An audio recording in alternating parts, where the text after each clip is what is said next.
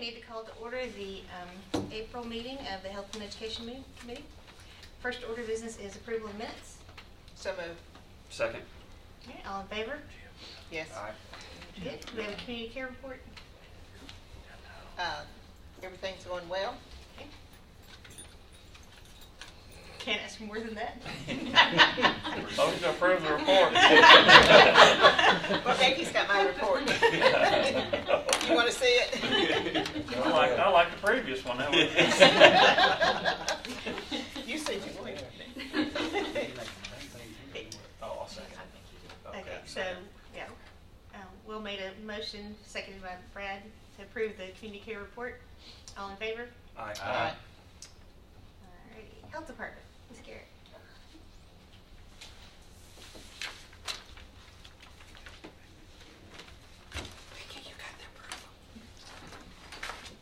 Hello.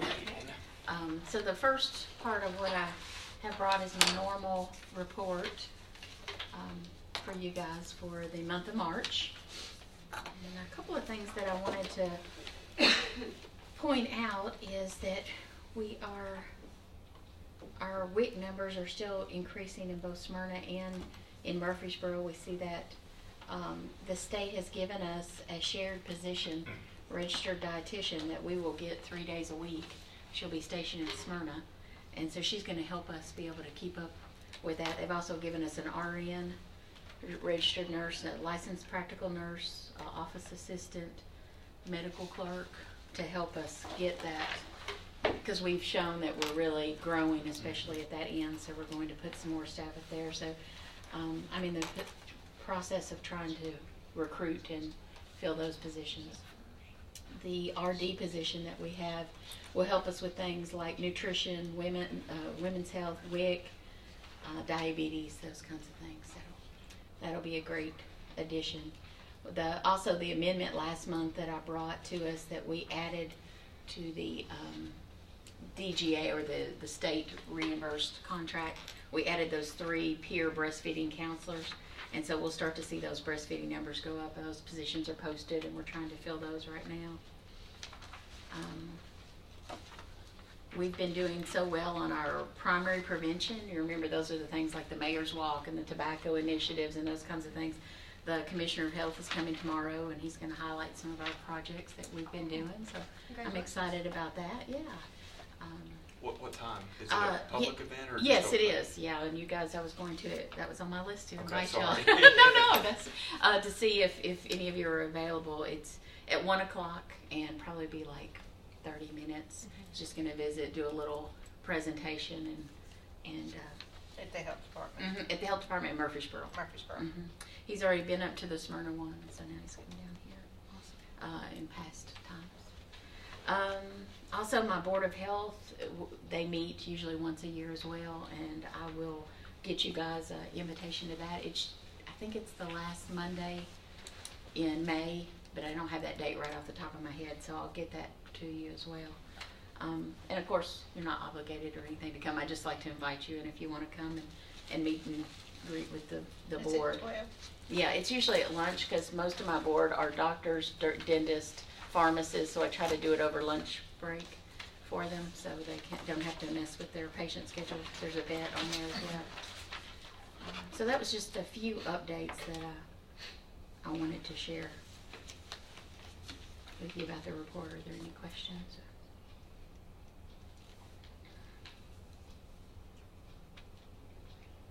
Sounds like you're doing a good job. Well, thank you. I appreciate it, Ms. Gary. I appreciate your support. And then I'll give that to you, so I don't forget. We have a motion to approve the report. So moved. Second. All in favor? Aye. Very good. Okay, you have more for us? And then you guys usually do at the next meeting the school board budget, so I bring mine a little bit early. And that way you don't have to have mine mixed in with theirs. So there's 3 different line items, and I've attached them into the report for you, or 3 different budget numbers. The first one, 55190, this is a $2 million totally reimbursed by the state. This is the one we just amended recently for this year, current year, to add those new positions in. So this one is, like I said, completely reimbursed. These numbers are decided by the state, and then I present these to you guys, Ms. Nolan, the mayor, as our contract for this year. This is state money. This is state money, yeah, that it's all reimbursed. Whenever y'all occur a charge at the county, you send it to the state and they reimburse for that.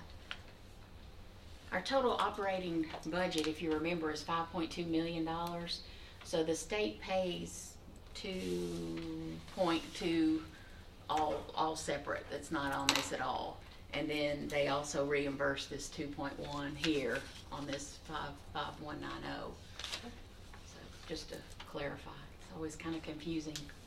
I want to approve them one piece at a time. Or should I go to the next? What? Are they, they're probably connected enough, we can just do it all together, don't you think?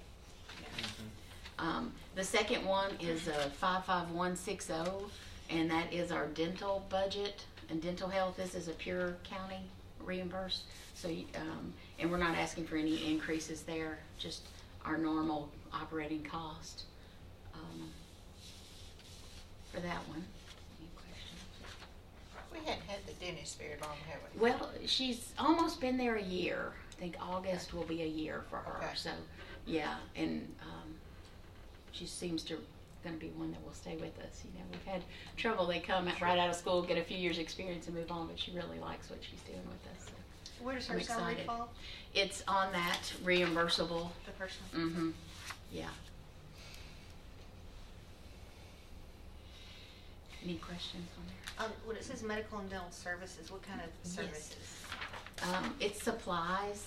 So there are a lot of things that the Like X-rays or? yeah, X-ray equipment, the tools that they need, the reusable supplies that they utilize in the dental clinic.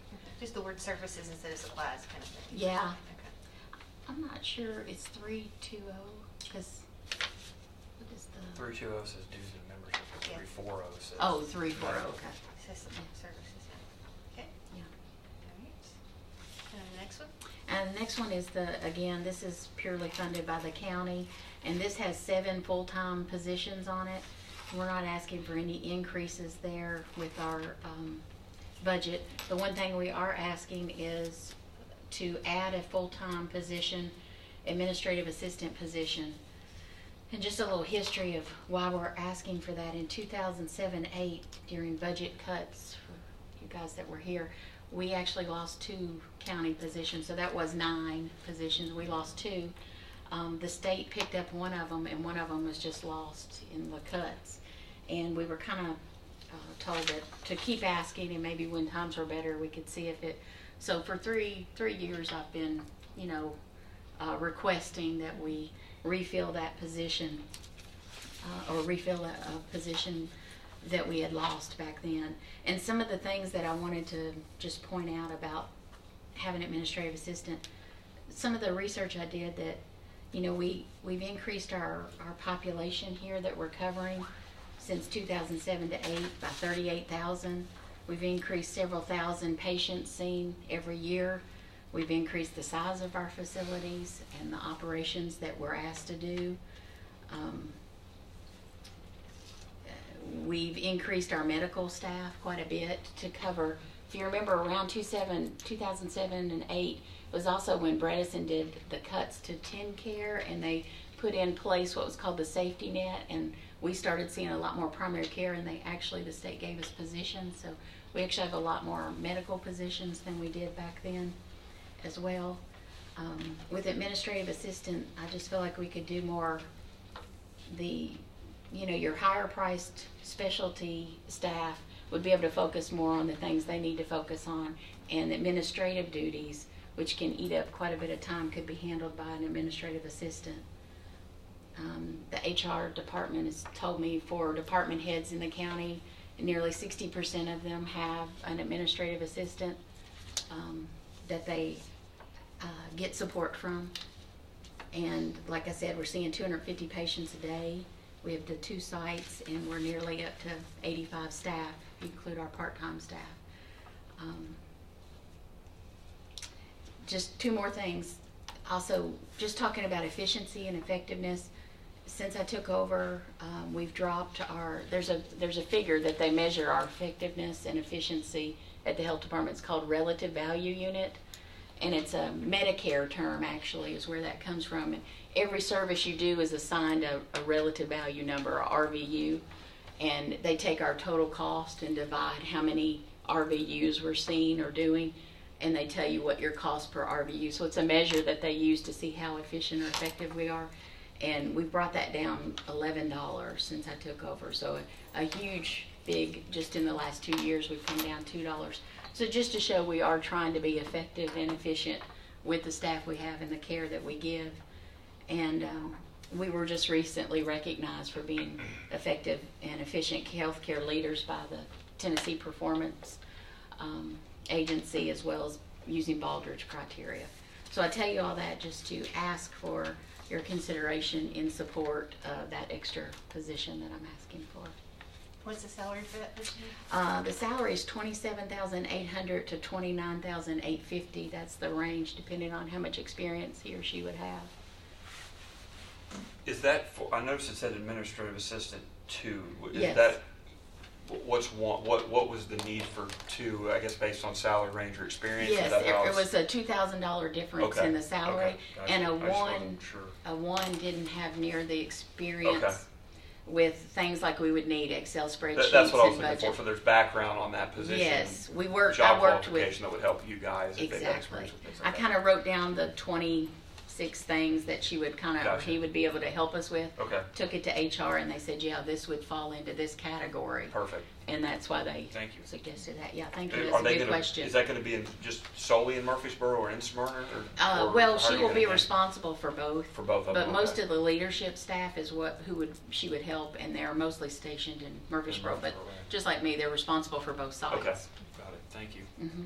Yeah, Ms. Garrett and I spoke about this in advance of her presenting it, and I wholeheartedly support Sure. her request. I know, just coming from a corporate healthcare background, I know when you have your clinicians doing administrative work, it's just not efficient to take, a nurse and put them filing or filling out paperwork. I mean, what you want to do is you want to put your highest priced folks in the best place to get the most return on that investment.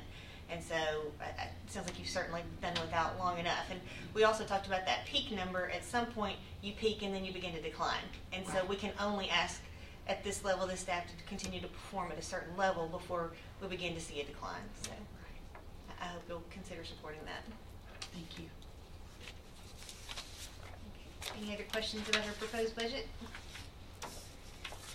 Is everything else relatively static? Yes. Yes.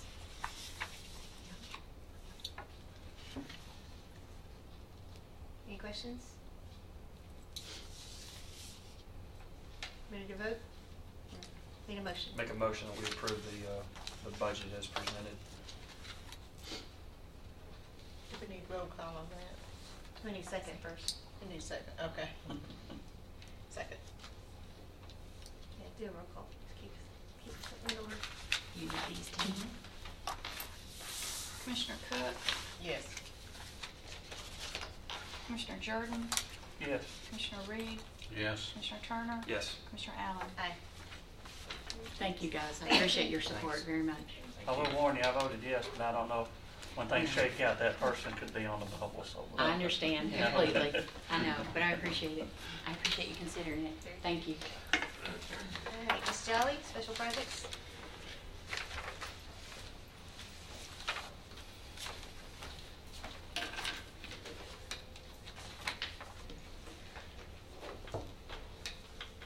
This month I've added $2,100,000 to the Smyrna area middle school project and $800,000 to the Smyrna area elementary school project based on what the commission approved on the 16th of April. In the report also, on page 7, we have the $5 million interfund capital outlay note, and what we did was divide it for right now, between Roy Waldron and John Coleman, and that's reflected on page 7. That's all I've really done to the report this month.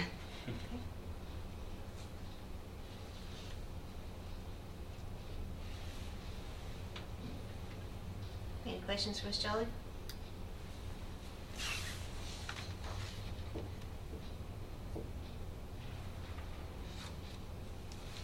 Make a motion to approve Ms. Jolly's report. Second. All in favor? Aye. Very good. Thank you, ma'am. Alright. Board of Ed.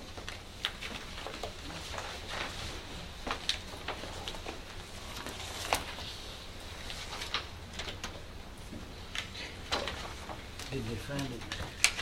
Just gonna hand you something. I think maybe the email did not get through or Yeah. something. It did not. I'm glad. Thank you. I'm glad you brought it. It's not on here. No, they sent me an email Oh, okay. while we were in our work session. I had no idea. I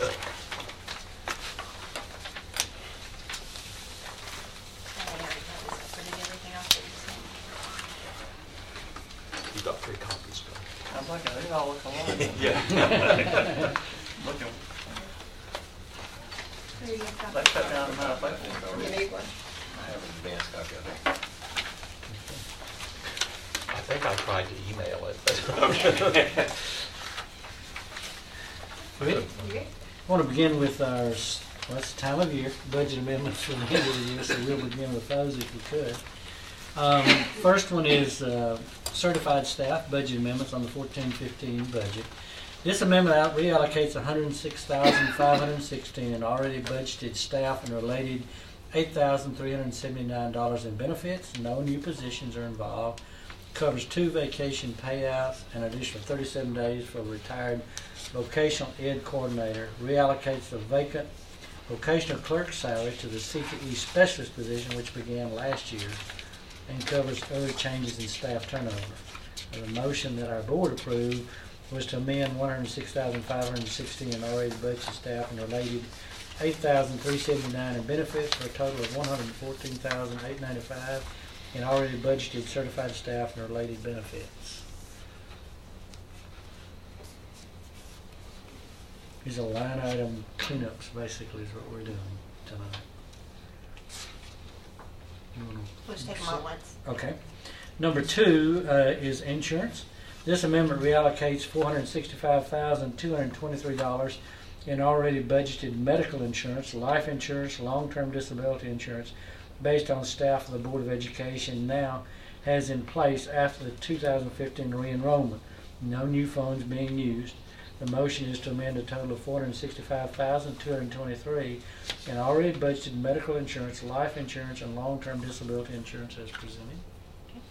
Number 3 is vocational materials and supplies. This amendment reallocates $70,004 in already budgeted vocational materials and supplies to the line items where the funds are needed this year. No new funds being used. $68,364 is for the major function 71,300 vocational ed, and $1,640 for 72,230 vocational ed program.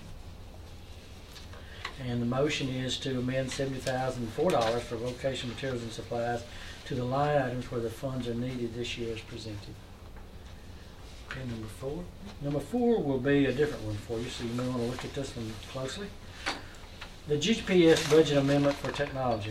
The big unfunded mandate, I don't have Mr. Schaefer with me tonight. The big unfunded mandate in the 2015-16 general schools budget is $3,148,730 to upgrade existing computer labs, add new computer labs, and purchase laptop carts so that we'll be able to handle online testing next year. This amendment takes $1 million of the growth in local sales tax revenue and budgets it for $1 million in instruction equipment so the technology department can start ordering and installing in May. And I'll read the motion, we'll try to explain this. To amend an additional $1 million in local option sales tax revenue and to increase the budgeted expenditure for instructional equipment account 71100-722 by $1 million, and to reduce 2015-16 general purpose school budget request for technology by the same $1 million, contingent upon county commission approval for this amendment. What has happened is since last fall, the state is going to award the contract. They're going to online testing next year. The target is for the state, the minimum requirement is to be able to test 1/2 of your students in a grade or a subject. So if you were at Eagleville School and whatever your largest grade is, they want you to be able to test them simultaneously, 1/2 of that number. And so as we go through our count, we've done inventory everywhere. We're actually 3,721 computers short of that. What the state did is they switched to only Windows 7 or higher. XP, we had a lot of XP models, but it has to be Windows 7 to run on the platform they'll put in place next year. So what we're trying to do here to meet the minimum amount, we'll have some more in the 15-16 budget as we listed here. But if we could go ahead and order the $1 million worth, let our technology department that installs get the bids in place to try to get them in place. You're really swapping what will be in next year's budget back to the growth in sales tax this year. And then after the summer, if we can get those in, then we would turn around and spend the other part to try to get them in for next year. Actually, the first test, Holloway is the only one has would be testing in the fall. The others, the state testing next year for the online will test it 60% of the way through the school year and 90% of the way through the school year. 60% will put it in late January, early February. So to try to get some computers in place for the kids to practice on. Their tests are going to look very different. If you're familiar with Microsoft Word, when a kid goes in and reads something, it has you can highlight in the what you're reading. You can highlight parts of it. You can strike through it. You can underline it.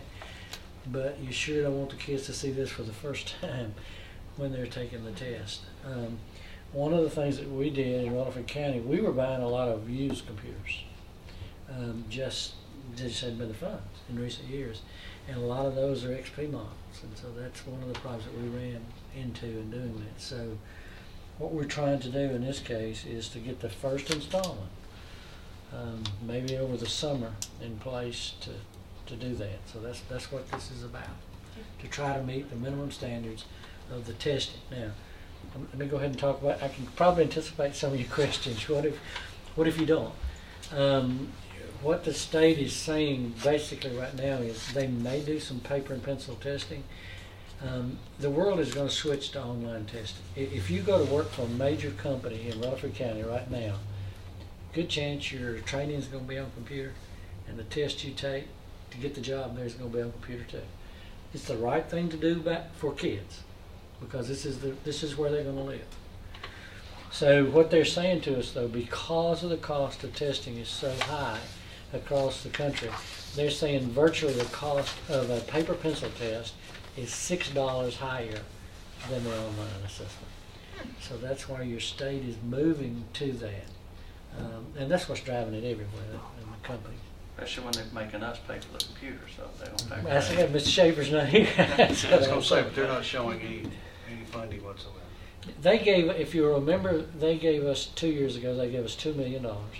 And with that, we upped our bandwidth, and we put in our buildings, we put some of the wireless access points to do that. That's how we spent that $2 million, upgrading the infrastructure, the pipeline, you know, and now it's just the machines to take it on. The machines have a keyboard on them. So you're talking laptop or desktop. It's not that you can't use a device like that because one of the requirements, because they have to type. The new test will be what's called constructive response. Students have to write out their answers. They'll be hand graded. They'll be graded on a rubric. A lot of the ones is in the January, February. The test that's 90% of the year, at the end of the year, will still include a lot of multiple choice type questions on them because they have to get the turnaround to close out the year. The state has to have something quick. They've been doing it in other states, Massachusetts, many others, for a long time, and this is where we're going. So of our count of students now, we're 3,721 short of being able to test half the students in the highest grade or highest subject. In high school, it would probably be one of the English classes or an algebra class. You'd have to test half the kids, say, taking algebra 1 at one time. That still creates all sorts of problems. I fear that we're going to be testing. They'll give us a testing window over more than one day. I really fear we're going to be testing some kids in the afternoon, and they just do not test as well. In order to pull this off, this is not great. I mean, the other issues with a laptop, for example, some of the tests, if you have a laptop, you plug it in, some of the tests are close to an hour and a half time limit. They'll give them one of the English tests where they're reading passages and that sort of thing. The real issue, if you're going to use it in the afternoon, how do you have enough, and this is a Mr. Clardy thing, how do we have enough electrical outlets and charging stations and things to even get them charged up to use them in the afternoon? Believe me, we've thought of all sorts of scenarios with this, and it's a challenge. It's going to be a real challenge for us. You think, well, got to be a lot of smaller systems in worse shape than we are. You'd be surprised. We're probably one of the lower ones in the state in having Windows 7. A lot of smaller systems don't have nearly as many students, are closer to that number than we are. So that's a recommended amendment, and Mr. Stanley has talked with Ms. Nolan about that. You probably, this energy efficient loan agreement, you may want to treat separately. Let me see if I can answer something about 1 through 4. Does Dell or any of the computer companies ever have any types of agreements with school systems Yes. around purchases that we know of that we might be able to look into? We were buying to Lenovo. We bid now. The bid now is Dell. Okay. And we've actually negotiated down. The other sheet that I'm going to share with you in a few minutes, did you go ahead and give them a copy of that? I didn't get it. Well, there's another one that you'll see that actually does a breakdown. This deals with our budget. And we can do this almost anywhere you want to look at this. If you look down at number 6 on this is when I was going to talk about the budget briefly, but it's good to do it now. I need to give the mayor one of those, Mr. Sanders, if we do the next one there. There it is.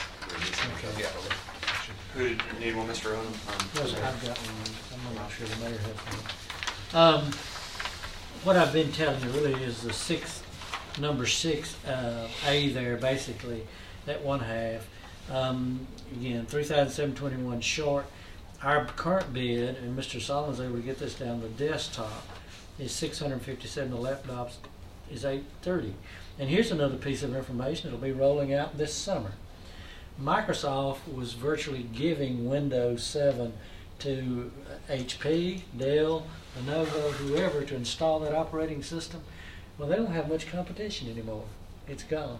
This summer, Microsoft is now going to charge everybody that makes computers $144 per unit, from $1 to $144 this summer. Some of these negotiated prices that we've got here, we have been in contact with them. Will you honor it if we try to do that? And we think we've got an agreement they'll honor the $1, working both with Microsoft and working both with Dell to try to pull that on. The chances are the ones we order in the fall will be $143 more just simply to buy that operating system.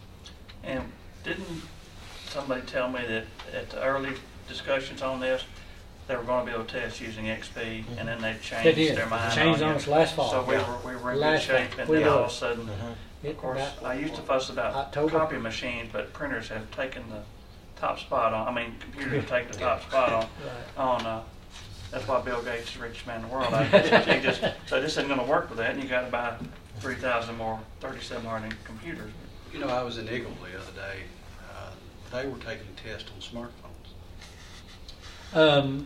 There is a pilot test that's doing some social studies that doesn't count anything. What they do is trying to verify questions. When the state gives a pilot test like that, they see how students can answer. Is there a bias showing up in the question? So everything that's on that test probably will not make it into the final version of the test. But that social studies test, it just didn't count. Kids practice taking a test. And we have bring your own device. Truly amazing what goes on in some classrooms. I watched a presentation the other day at Oakland for the high school principals that you can take your phone, or you can take one iPad, sit around this table. I can give you a card that you turn this way, that way for A, B, C, D, and I can just do this right here, Oh, wow. scan around, get what each one of you answered on that question, what was the most common answered question. And it just, sometimes I'd like to see it, we'll do a presentation. It's just amazing where the world of technology is now. You said they'd have a keyboard for the testing. Because it's writing. Yeah. I've got an iPad at home. It's got a keyboard with it. Yes, I've got one. That wouldn't suffice because you can get a tablet pretty cheap, you know, and if you can put a keyboard on one, you can cut that cost down. It probably wouldn't be very durable. The state has the minimum specs. I didn't bring it tonight to deal with that, but we've talked about that some also. But I mean, most of their specs are based on this Windows environment. Yeah, I think that's part of the challenge is a lot of those mobile ones you can't put Windows on, so they can't, and they know that. I mean, Windows. As to your point, Microsoft knows. We're That's actually, what they're doing. Yeah, they know what they're doing. we're actually going from 1 gigabyte to 10 gigabytes of pipeline. How much you can carry at one time. The cost was just minimal. It's amazing. Yeah. I mean, to go to 2.5 gigabytes was. What is it cost to go to 10? What was it? Do you remember? 20, 30, 40,000? Yeah, tops, and it was. It's 30, 40,000 to go. It was like 10 times 2/3 of more? that to go to 2.5 gig. Yeah, it just didn't make sense. Yeah. But the way these tests are supposed to be designed is when you go on and log, a student logs on, it downloads onto your computer that test. Now, you can have a room full of people and the questions may be jumbled from one person to another or maybe a slightly different test. So, you can't look over somebody's shoulder and say, that's not your test, maybe. But it downloads to the computer on our servers, and then their answers go back to the server, and at night it pulls up all of that tested data for the day. It's high tech, what they're planning to do. So. Is our IT department comfortable they can handle that test volume that comes across and Well, I think wireless versus hardwired networks and because of the downloading, it should be not active for everybody at one time. You're Okay. doing the downloading, yes, I think so. Okay. And the servers, we can do yeah, I just want have to the make sure. blades in it to do this. Well, when they're memory doing that storage. testing, I want to make sure they test all scenarios because all you need is one student or several students to get caught Right. somehow with internet connectivity going down or they can't submit their test scores or something like that. So whatever But if it contingencies we can downloads the test. test, see, Yeah, then the only thing they're dealing with is their computer. yeah. Okay, I just want to make sure we're covering all Once the it's bases. downloaded, which is fairly quickly, they deal with that test on their computer. The state specs may be the answer to this question on what you have to have for the computers, but like if I want to update my computer at home, I can typically just load new software. I can keep the same machine. Well- That's not the case with this. Well, let me tell you one thing we tried to do. We tried to see, can we take our XP machines, add additional memory to it for less and do that? And the problem that you run into, the processors that were designed for the XP, when they made the leap to the Windows 7, it's so graphic. And some of their tests are going to be graphic too. The processors, Just won't support it. there is some patch that you could do for 1 year. Our technology people said, but the state said it will not work beyond 1 year. I mean, so why go that Just way? wasting money. If you were close, you might make sense to do it, but it just doesn't make sense to do that patch. So it just, the processors wouldn't handle the XP processor versus the Windows processor. The state said just wouldn't work. And we questioned them hard, along with everyone else. So Jeff, you've already talked to Lisa about this? Mhm. What did she say? It's kind of a, Yeah. it's a It's a timing wash. change, it's a wash. Right. It's more being able to, I think I talked to her about it, things kind of been in a bit of a daze, I meant to. But it's more a, Do it this let budget it go to cycle or fund next? balance now and have it in next year's expenditures, or go ahead and do it now so we can get started. And we do have concerns with the sheer number that we're dealing with and wanting to get, we've talked to vendors, trying to get, we think we're going to be ordering X in May and the balance in July. How many computers would this $1 million get you? Over 1,000. In many cases where we can, we'll probably do the desktop because Yeah. when you have the desktop, you don't have batteries that are going bad. I mean, laptops are very flexible and usable, and you can move them around. But buying replacement batteries for laptops, and when they're used, the recharging stations, the capacity to put in those, it's not as economical as where we have computer labs and where we can to use the desktops. We have some existing computer labs that we actually have to move those computers out and replace them with the Windows 7 unit.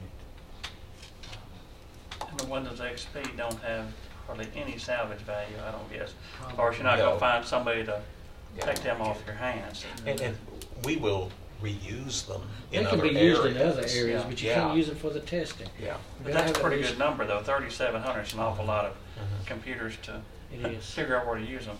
Yeah. And, That's about $2.5 million if you bought all desktops. And that's going to have to come out of taxpayer funds, and I know. that's not necessarily a want. That's not even a need, that's a have to. Okay, these It's kids an have got to be able to unfunded mandate. test. Do what? It's an unfunded mandate. Yeah. I'll get to hear that in budget financial. Yeah. I mean, they really surprised us when they switched from the XP to the other. So. Considering what the penny is worth for a school penny, that's about a nickel on the tax rate right there. It is. Mayor, did you have any thoughts, Cynthia, you want to add? No, they'd already sort of given Lisa and I a heads up on this a month or so ago. Any more questions? We will entertain a motion. Motion to approve the first, was it four budget amendments? Need a second? Second. Need a roll call?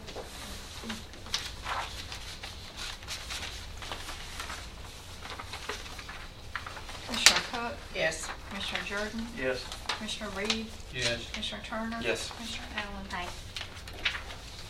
Okay, the next page is the Energy Efficient School Initiative Loan Agreement. For those of you that were in Budget and Finance, Mr. Clardy the other night spoke to this. It's a 3/4% loan for a 4-year payment schedule with the payback time very short. I'm going to let my expert, Mr. Clardy, talk to this one. Again, it's another way to try to save funds. Mr. Clardy, I'll let you do that. That means I'm from more than 50 miles away. I don't see your briefcase. It's a cardboard. These, the paybacks on all of these 8 projects here or 7 projects or less than 4 years.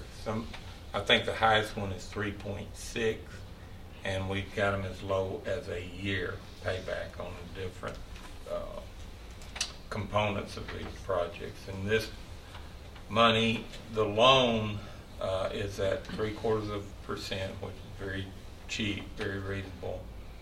And of course, the savings will pay all of this back.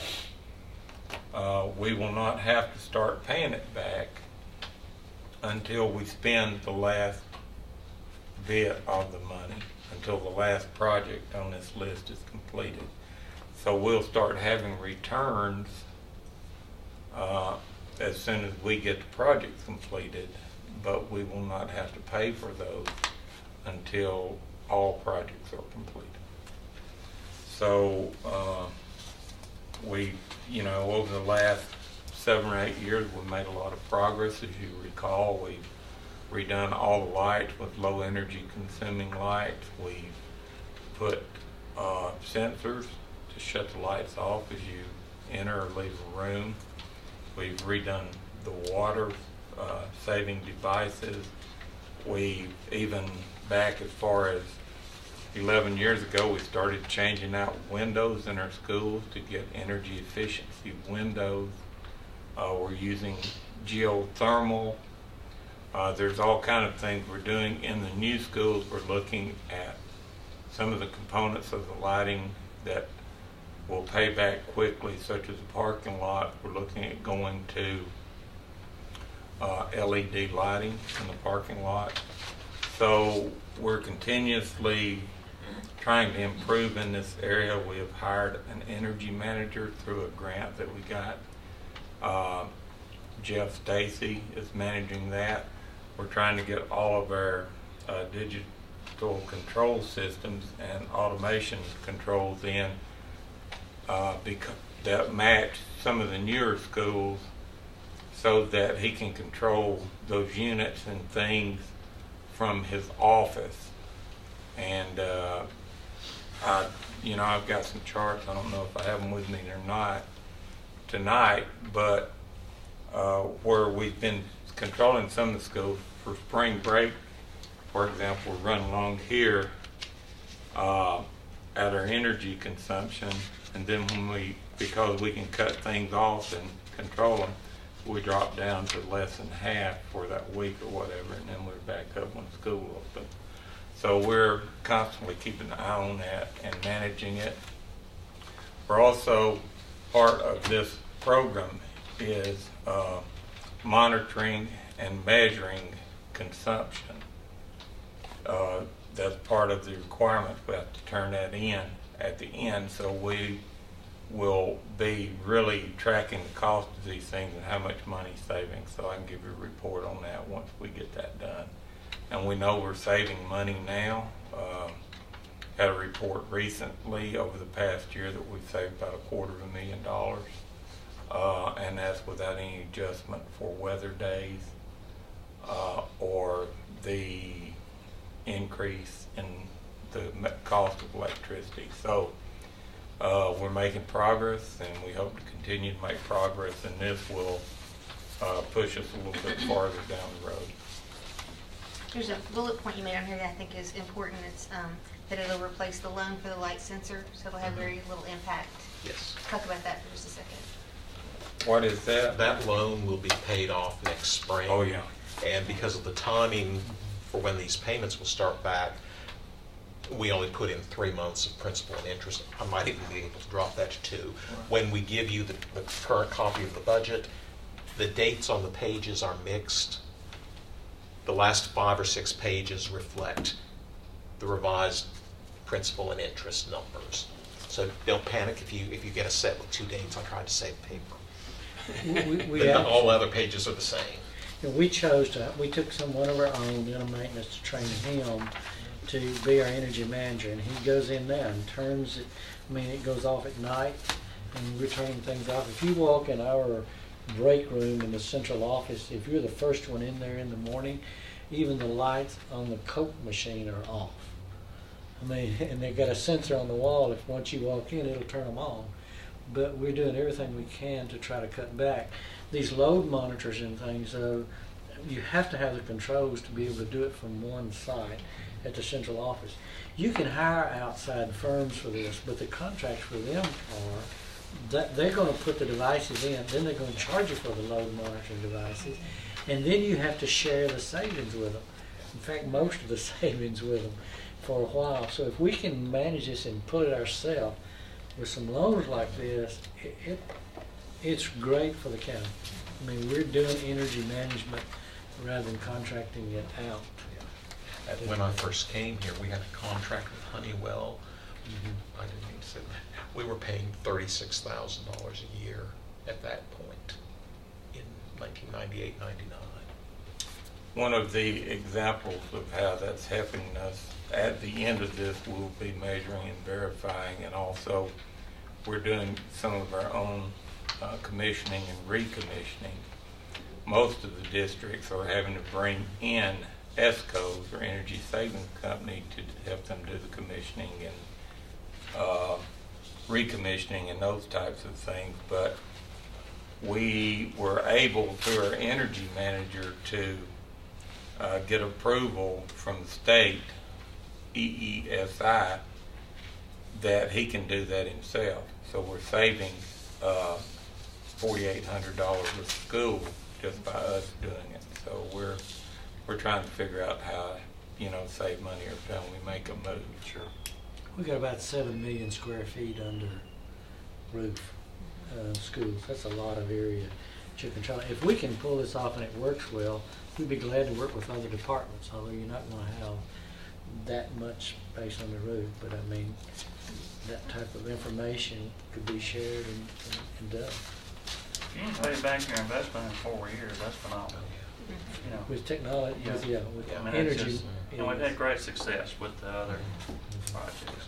There's I'll just briefly say this, but some of these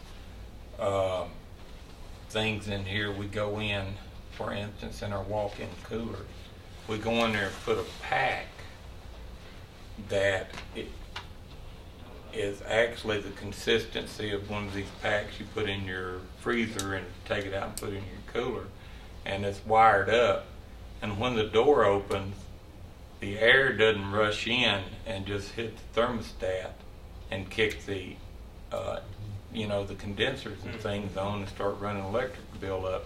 This thing is actually in one of those things, and until that pack gets up to a certain temperature, it doesn't kick things on. So if you're just opening the door a few times a day, then that holds the temperature consistent, and it doesn't run the thing until it actually gets down to the temperature that it needs to run. So, you can save a lot of money when you go in every walk-in cooler in the system and put these packages in. It's great, cost savings. We're looking at LED lighting for the parking lot at John Coleman, see what it costs, what we can do to try to begin that move to a little more expensive up front, but just save money in the long run. Will the new facility be geothermal? Yes. John Coleman, there is adequate doing that? space for that and everything. I'll make a motion to approve.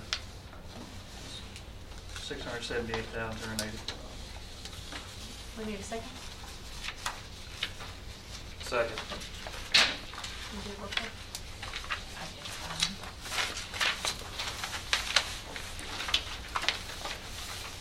Commissioner Cook? Yes. Commissioner Jordan? Yes. Commissioner Reed? Yes. Commissioner Turner? Yes. Commissioner Allen? Aye. While we're talking about water and different things, I just have a question for the party. Last night at the budget hearing, or the preliminary public safety's budget hearing, the sheriff was talking about the hard water at the jail. Well, all our water comes from the same place. It all comes out of Percy Creek. We've all got the same hard water. The school system has significant trouble with hard water where they have to, and if so, have we got any water softeners in use? We And if do, so, particularly for our dishwashers and other types of things that soften the water down so that the detergent is more reactive and we can do a better job of washing our help dishes. corrosion on your pipes and things like that? Yes, it also does, yeah. With the hard water, your calcium equilibrium is very, very difficult to control, so you end up with a buildup in some of your metal pipe if you don't soften it. I just haven't heard talk about water softeners on any scale until last night, so you guys are using more water than the sheriff's department is, so I thought I'd ask that question. Thank you. It wasn't called Stones River for no reason. Yeah. It runs over limestone rock. Anything else for Mr. Odom crew? We want to talk about the budget to give you your Let's do it. rough draft to begin looking at. Typically at this meeting, before we have a joint meeting, we'll share it with your health and ed so you have a little longer to peruse it and look at. You have the little short version. You've got two of these, which is the breakdown of everything by line item. This is kind of a summary page.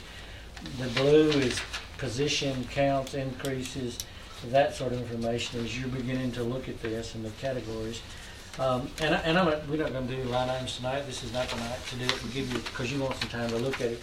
But I want to take this sheet and point out just 2 or 3 things for you. This is the sheet that I gave you a few minutes ago that talked about the number of computers and that sort of thing. So if I could point out just a few things. The 15-16 budget that our board is looking at right now is $326,534,815.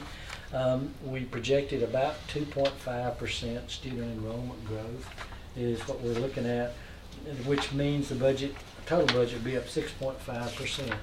One of the things that you're looking at here is part of that is the flow through from that 4% raise that came from the state to do that. The state's come along with a little bit of insurance monies on that. So those past two things bump your budget up, but it's not that part's not local monies. I mean, that's state monies and some improvement in BEP. The enrollment increase basically for our year 14-15 is 1.2%.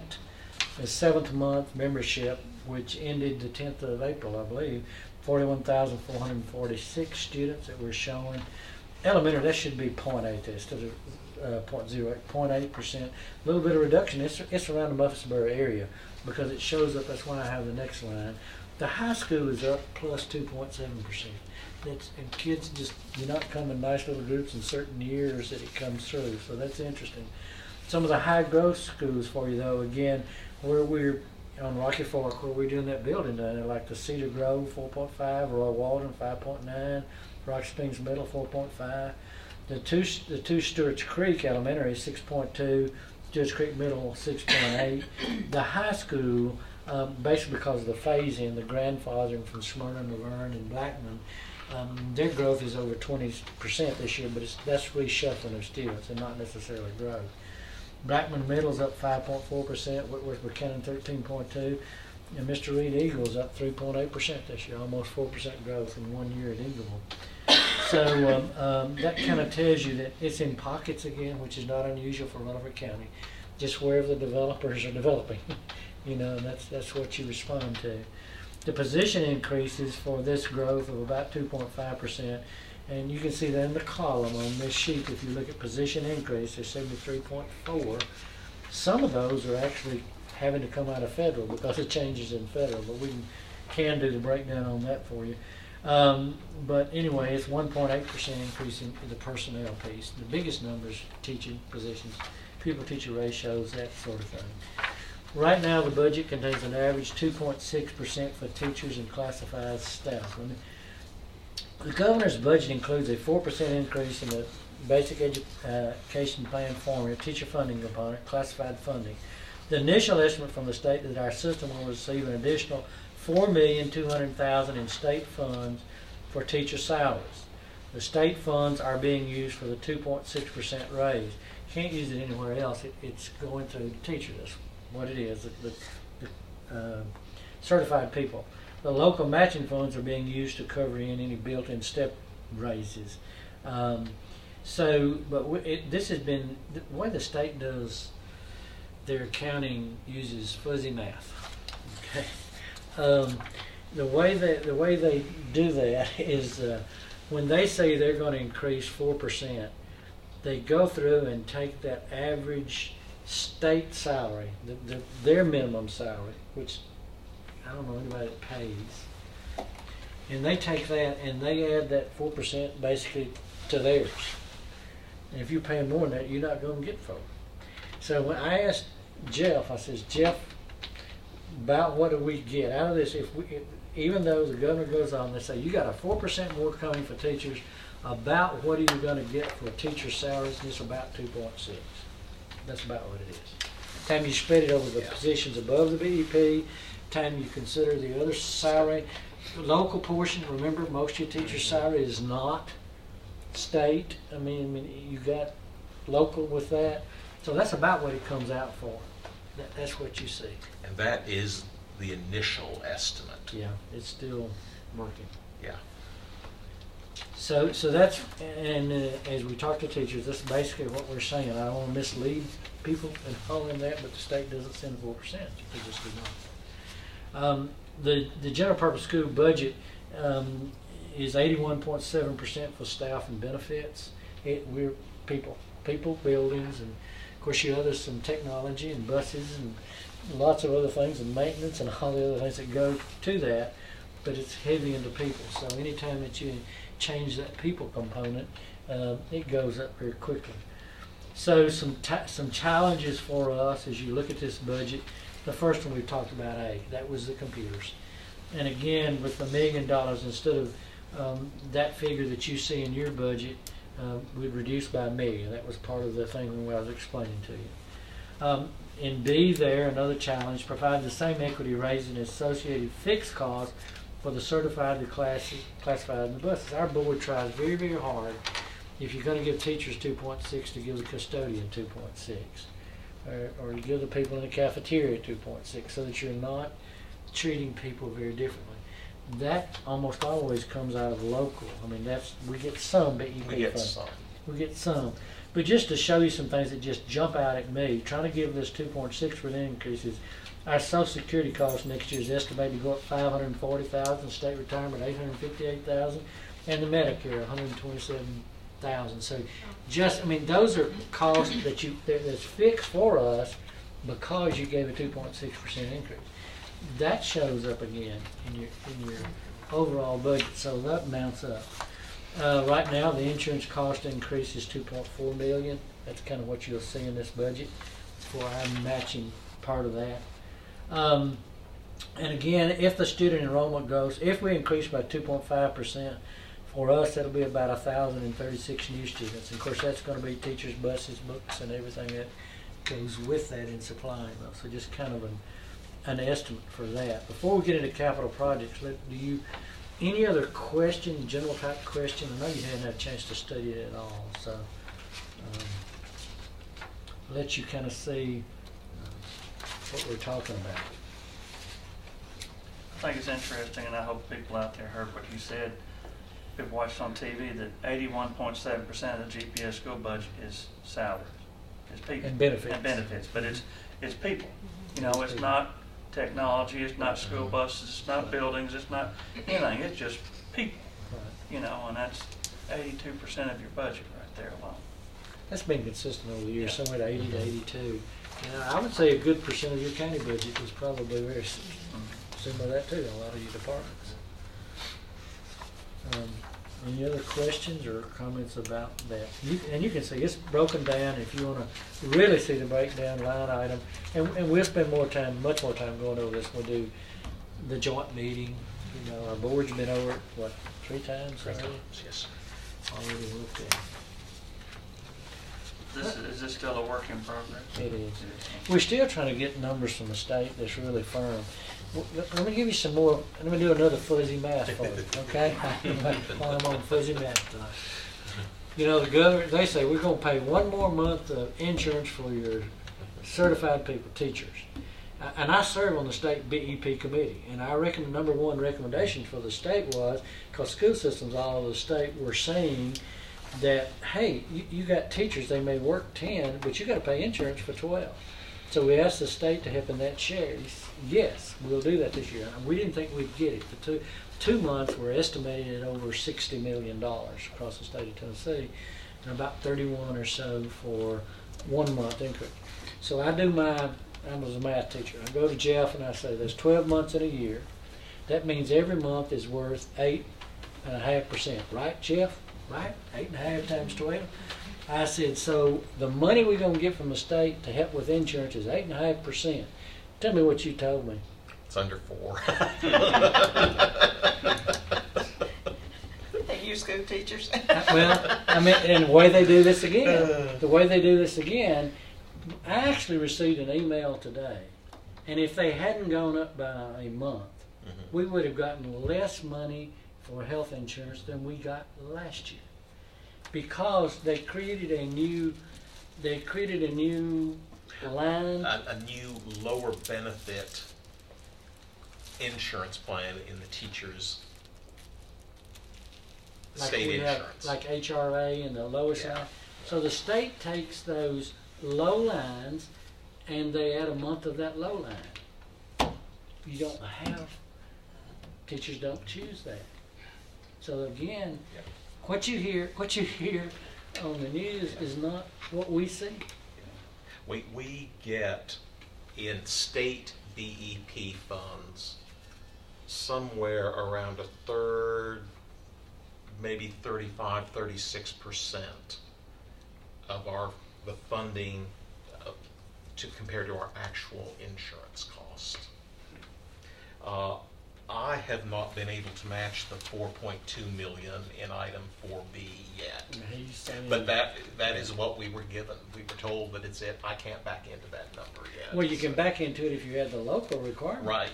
but it supposedly was just the state. I know, Yeah. but I mean, Yeah. he can get 4.2 if Yeah. we take what the state gives us, then Yeah. we have to have that about 45% matching or whatever it is. Yeah, at our. If we do our matching from local monies, then it'll come to 4.2. That's the way we get 4.2.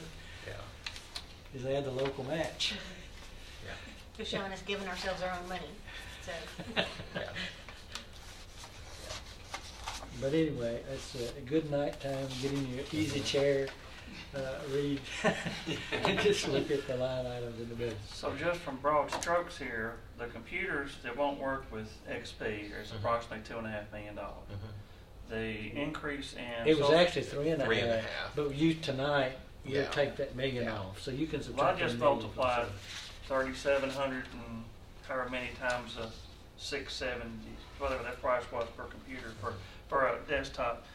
We've got another $1.5 million in increases in Social Security, state retirement, and Medicare, and $2.4 million in insurance costs. So that's $6.4 million without doing anything else.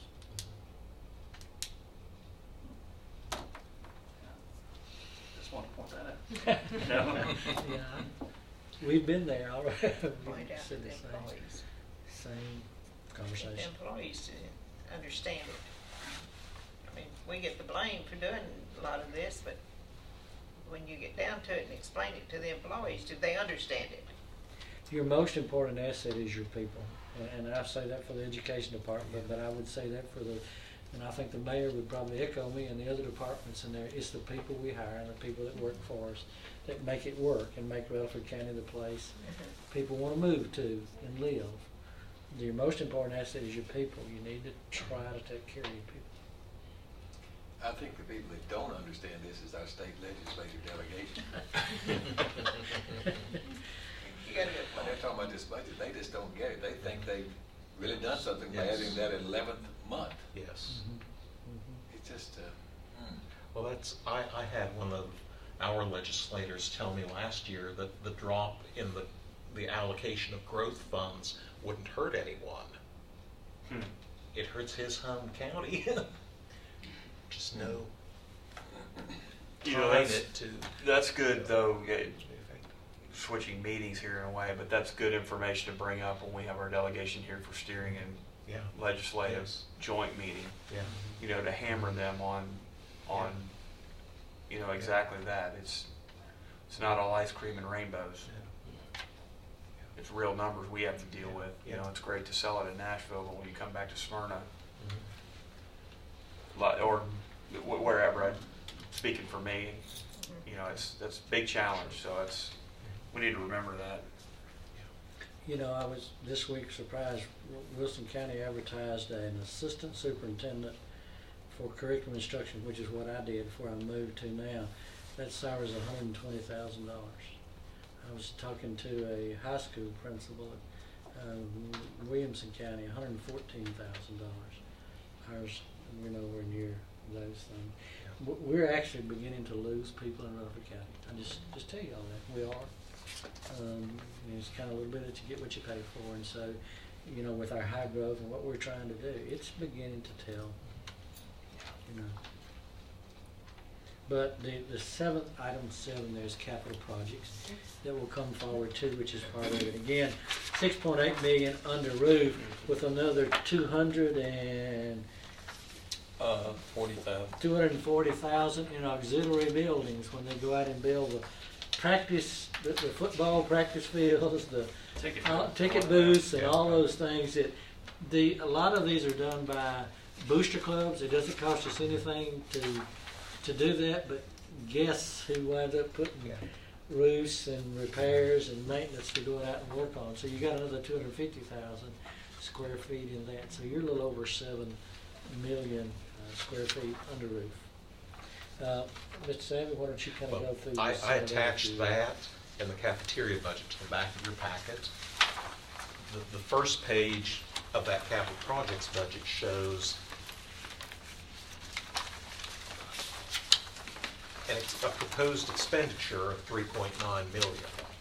Pages 2 and 3 and the rest of the packet show the kind of projects we've got coming on. Top of page 2, Barfield Elementary, $1,093,000 to re-roof it. When I came here, that was our school under construction. It opened in the 98-99 school year. It has to be re-roofed now. We've got some major projects. We're pretty much hitting $4 million a year because of the growth in facilities and that fact that the items we were addressing 5 to 10 years ago, it should be at the very back of the packet, Ms. Keith. It's the big packet, should be at the. I think It was behind the. Yeah, so the, Very nice thing. Yeah. I don't think I want to make sure I didn't snag hers. No. You can give me another one, and I'll look at it. Okay, now I'm with you. Go, Jeff, that's fine. Go I'm ahead. sorry. Oh, no, I do. I'm sorry.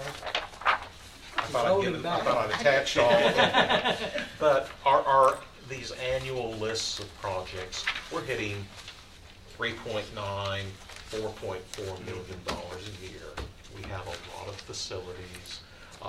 Mr. Clardy, and I'm always scared when he shows up with Kenneth Curley, we need 190,000. We've got 2 chillers going out. That's right now. That's right now.